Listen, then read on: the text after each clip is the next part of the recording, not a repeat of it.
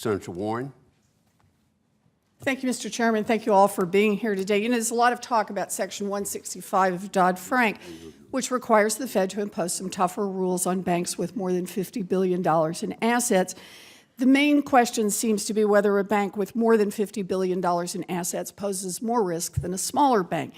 It's an interesting theoretical question, but we're not engaged in a theoretical exercise here. We're dealing with the very practical issue of trying to keep the financial system from melting down. Because when it did in 2008, it cost this economy an estimated $14 trillion. That's a lot on the cost side. In theory, the Fed could tailor its rules to fit each one of the 7,000 banks in the country, but we don't live in theory. We live in the world. We know that's impossible, and that Congress is going to have to give the Fed some basic guidance on where they should direct their attention. We have to draw some lines. The question is, how do we draw lines to ensure the safety of the system? So I want to follow up on Senator Toomey's question. In recent weeks, I've asked both Professor Simon Johnson of MIT and Chair Yellen of the Fed whether or not the failure of 2 or 3 banks of $50 billion in assets could pose a systemic risk, and both said yes. So, Professor Barr, you've been doing yes-no questions. Do you agree with Chair Yellen and with Simon Johnson on this?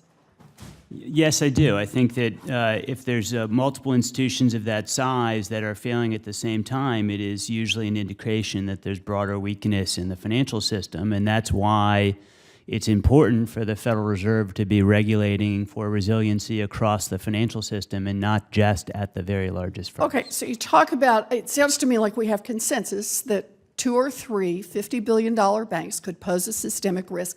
Let's ask the autocorrelation question that Senator Toomey asked. First, I want to ask it the other way around. Did we see correlated risk before Dodd-Frank, Professor Barr?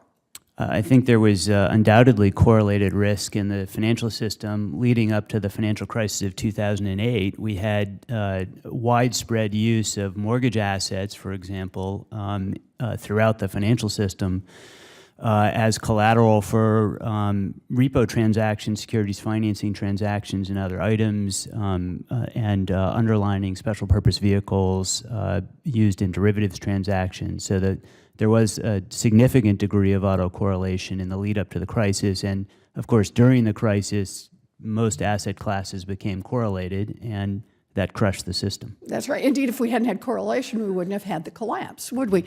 Is the Fed aware of the problem of correlation? I think they're quite aware of it. I think they're quite aware of the problem and try to cope with it. This is part of what they look for in their regulations, right? Correct. Okay.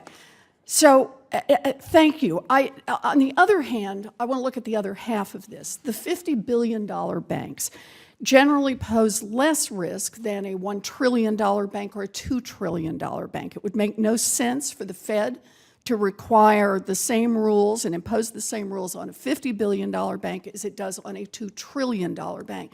So, Professor Barr, you helped write Dodd-Frank, so let me ask.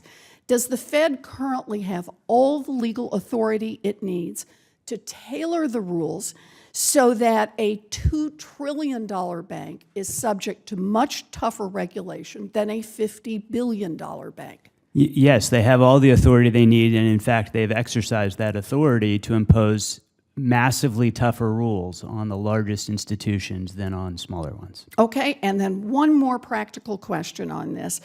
Let's say Congress raises the threshold to $250 billion or $500 billion, as has been suggested, but gives the Fed discretion to impose tougher standards on banks below the threshold. That is, you move the threshold and then say you can impose tougher standards. Professor Barr, do you think it's likely that the Fed would actually use that discretion to apply tougher standards to banks below the threshold?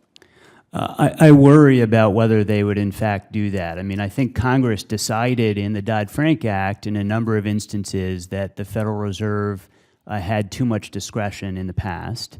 And in this instance and a number of other instances, reined in Fed discretion, and I think that was a wise choice. All right, well, you worry about it, and I have to remember what hangs in the balance is the entire economy, not just of the United States, but the world. You know, Congress chose a very practical approach in Section 165.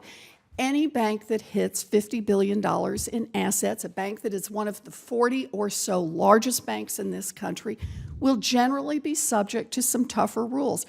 But that bank can go to the Fed and make the case for tailoring the rules to fit its specific risks.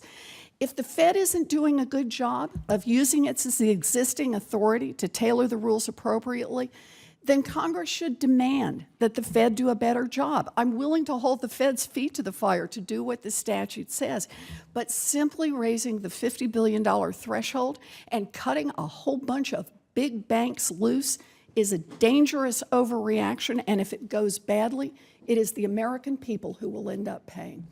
Thank you, Mr. Chairman.